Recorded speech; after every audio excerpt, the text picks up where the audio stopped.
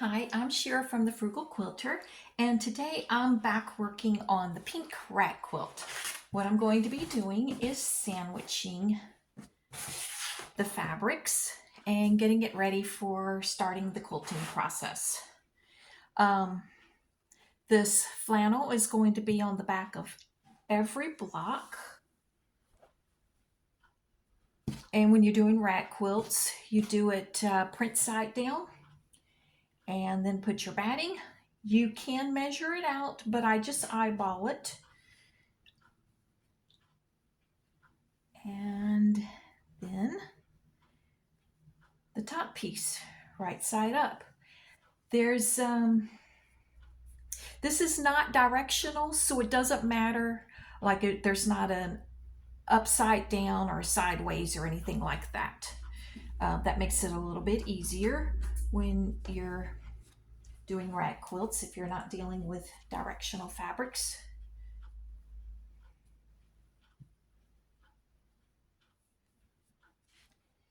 And some of the blocks are going to be the same on both sides, and then some of them are going to have this print right here on the top. I'll be alternating between the flannel print on top with that pink I just showed you. And so this is how to get them all sandwiched and ready for quilting. The quilting I'm going to be doing is the traditional X that is most frequently used when making rag quilts. Everything is 100% cotton. The flannel is 100% cotton. The batting is 100% cotton. And so is this pink right here. It's also 100% cotton with a little bit of glitter added. The blocks are 9-inch blocks. There'll be 8-inch finished blocks when I'm done, because there'll be 1/2 inch on all sides. That will be ragged, so that won't be part of the finished measurement. And the batting blocks, these right here, are 8 inches.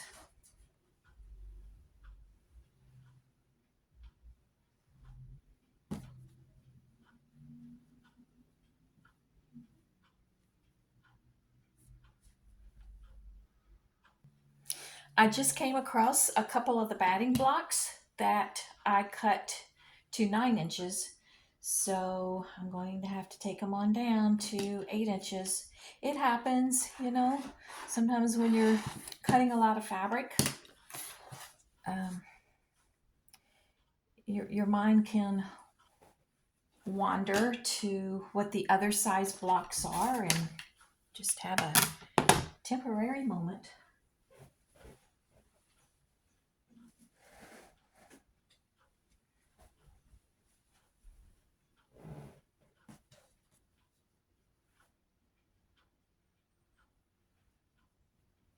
But it's a lot easier to fix a block that you cut too big than a block that you cut too small. If it's cut too small, well, that piece of fabric just has to be saved for another project.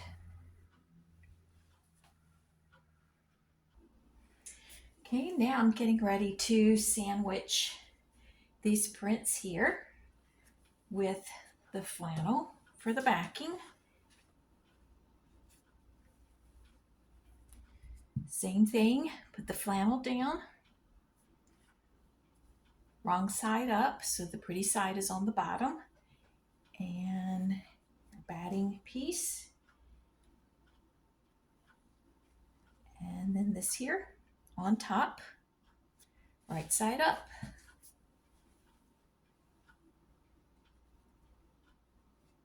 I think I'm going to start a new stack here. My stack is getting too thick. See, this is what I've got of the blocks that are going to be the same on both front and back.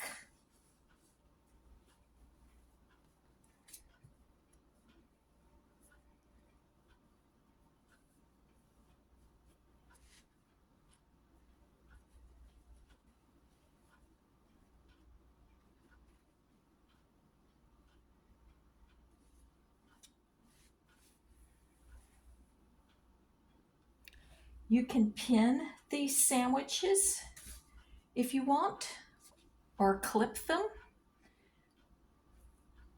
I don't do that. With some types of fabrics, I might would, but all of this cotton just kind of sticks to each other pretty good.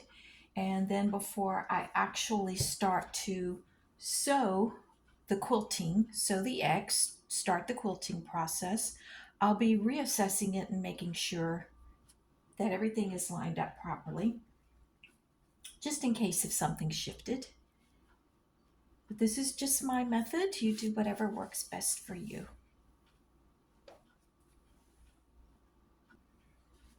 When I make this quilt for one of my granddaughters, I don't intend to give it to her until I have a quilt made for my other granddaughter. My granddaughters are at the age where they're old enough to realize when one of them gets something and the other doesn't, but they're not quite old enough to fully understand that their turn is coming. The older one probably is to a degree, but the youngest one definitely isn't. So that is my plan, is to do that. And yeah, I have in my head for the other quilt, I think I'm going to be doing a row quilt for that one. And of course, I'll take you with me on that journey when I start that. Um, this thing about siblings and not always understanding reminds me of a very funny, well, funny to me now. I don't know that my brother ever considered it to be funny. In fact, he brought it up probably about 5-6 years ago again. He's a grown man in his 50s, but I guess he was reacting off of how he felt as a child. But let's see, this one here is off a little bit. Need to trim it down. Don't know how I got it off, but you know, when you're cutting a bunch of fabric, it happens. But yeah, a friend of the family, a very, very close friend of the family. In fact, he was more like an older brother to myself and my brother and sister. And if they are listening to this, they are going to automatically know who I'm talking about. And for one of my birthdays, he gave me a birthday gift. Now, it was not his inclination to give us birthday gifts, but he did give me one year. He gave me a radio, and I don't think my brother and sister are both younger than me. I think at my brother's age, he just didn't really understand. To be perfectly honest, I think the reason why I was given that gift for my birthday and my siblings didn't get a gift for their birthday, he wasn't old enough to understand these things. Um, but my brother was a little bit upset about it. As a child, he was upset about it. But I don't think my brother understood at the time was that I did a lot of volunteer work, uh, playing piano and organ. Um, I played for various assemblies, and I played for radio, and I never got paid. And you know, most people who do that weekly, week after week after week, who play for a variety of religious services and play for weddings and so forth, and make back then, radio was a lot more of a bigger thing than it is these days. And I taped faithfully every week for a radio show, and I did all of those things, and I never got paid. And it's just not normal to not get paid for those things. And I've always felt like that's what it was. It was just a kindness, because it was recognized that I did a lot of service in that regard. Um, but my brother, being so young at the time, my sister's never mentioned it. Apparently, it didn't faze her. Um, she has never mentioned it, but I think my brother, at such a young age, for whatever reason, he took notice, and it disturbed him as a child. But at the same time, my grandchildren are also being taught that just because one gets something doesn't mean the other gets something. They want them to understand that as well. Like if one has a birthday, then it is that one's birthday, and the other one should not expect anything for a birthday.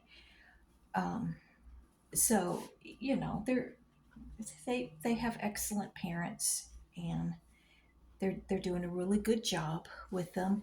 But when it comes to something like this, a quilt, um, because of the ages that they are now, I have it in the past, but now, because of the ages that they are, I want to, if I give one a quilt, I want to give one to the other at the same time, for some sort of an occasion where I could give it to both of them. And that could change as they get older. That could change again. It could pivot, and I give it to them one at a time. So, you just have to be flexible when it comes to dealing with young children, and you also have to take into consideration the wants of the parents.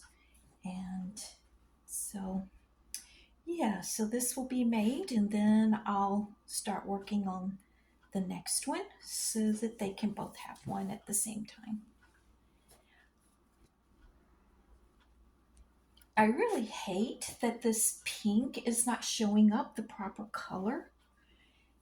It's such a pretty pink, but on the camera, it just, I don't know, it looks kind of purpled out a little bit. It looks more like lavender, but it's actually, it's a hot pink. My granddaughter will like it. She likes hot pink.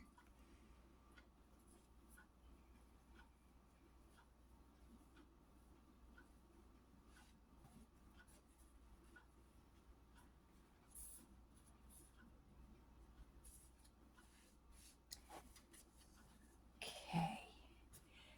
And I have 2 more pieces extra. I'm not sure how I did that. I thought I had the right amount. So I not only was cutting some of them off a little bit, but I actually had the number off a little bit too. Now let's get ready to start quilting. Okay, I just threaded my machine, and I have a very vivid pink in the bobbin and the same color pink for the top. And now I'm just going to check and make sure that my stitches are good, that I threaded it properly.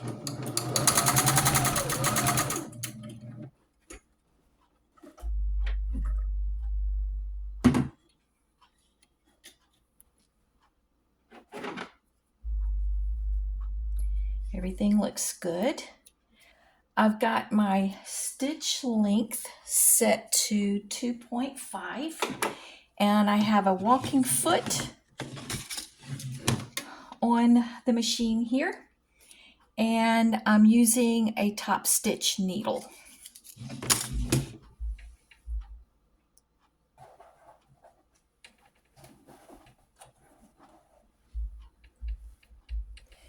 Before starting to quilt, I always like to go through the entire sandwich and make sure that the fabrics are in the right direction. That I didn't accidentally put one,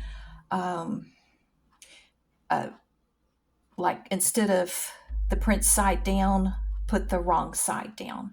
So I just want to go through and make sure. So that way I can, once I start this quilting process, I don't have to check it as I go, which kind of just slows down the flow of my work actually. Once I get started quilting, I like to go forward. So far we're good. I don't anticipate that I put any of the fabrics down without the print being on the bottom, but you never can tell. Just as sure as you assume that you didn't do that, that'll be the time that you did and you might not catch it. Okay, looks like we're looking good. And like I said, I'm just going to be doing the traditional X to make sure everything's lined up properly. I will be back stitching at the beginning and the ending of all of these sandwiches. For some reason, okay. Well, my goodness, I'm having a little bit of trouble here.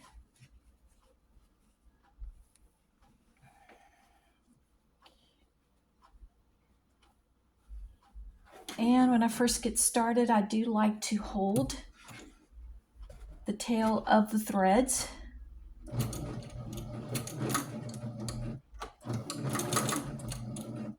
And I also prefer needle down. Now you can mark your fabric. You can get out a fabric pencil, fabric pen, something where you can take the markings off and get your ruler out and make your markings and follow it. I just eyeball it. You know, when you wash your rag quilt, even though all of my fabrics are pre-washed, there's still going to be, because I'm using cotton, just a little bit of an extra shrinkage that will occur.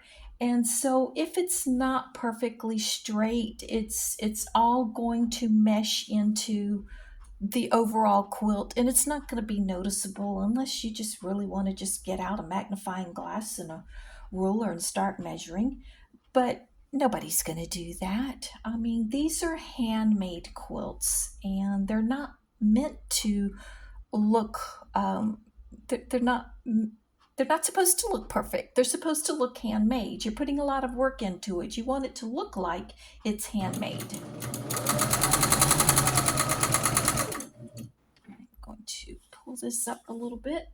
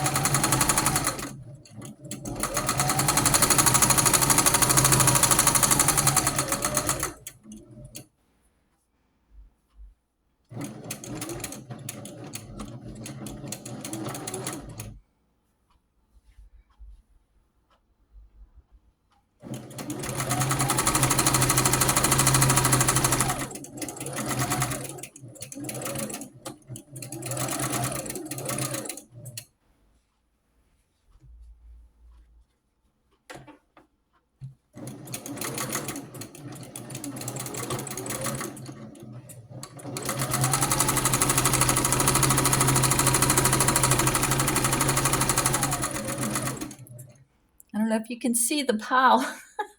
It's piling up back there. This is the last one of these particular sandwiches where I have the flannel on the bottom and then this pink swirls on top.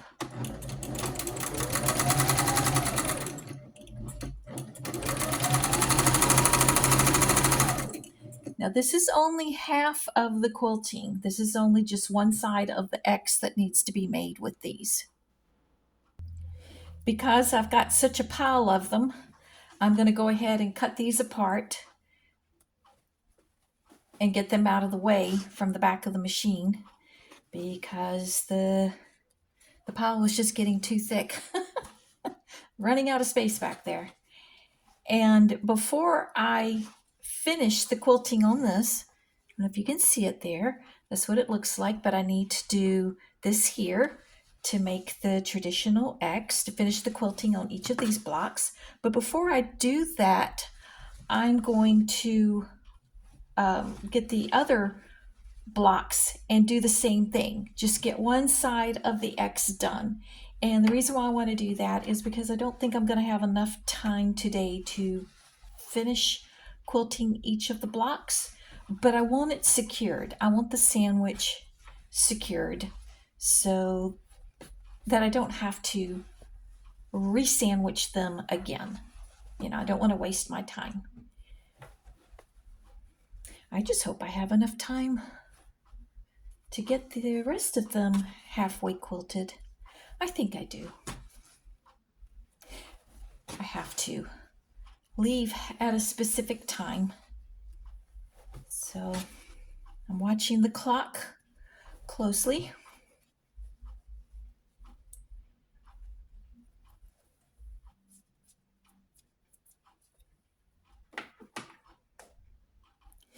Now when I stack these up, the ones that I just halfway quilted, did half of the quilting, I'm going to actually stack them so that this side of the X is all going in the same direction. And then I'm smoothing out each block. Turn it here so you can see. And the reason why I'm doing that is because when I actually pick these back up to continue, it'll just save me a little bit of time to have everything going in the exact same direction.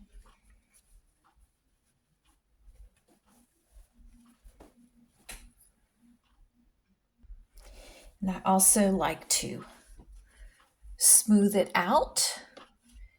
Just keeps everything nice and flat. I don't want to have to iron in the process of this, but to be able to put it together smoothly, it's nice if it's if it doesn't need a good ironing.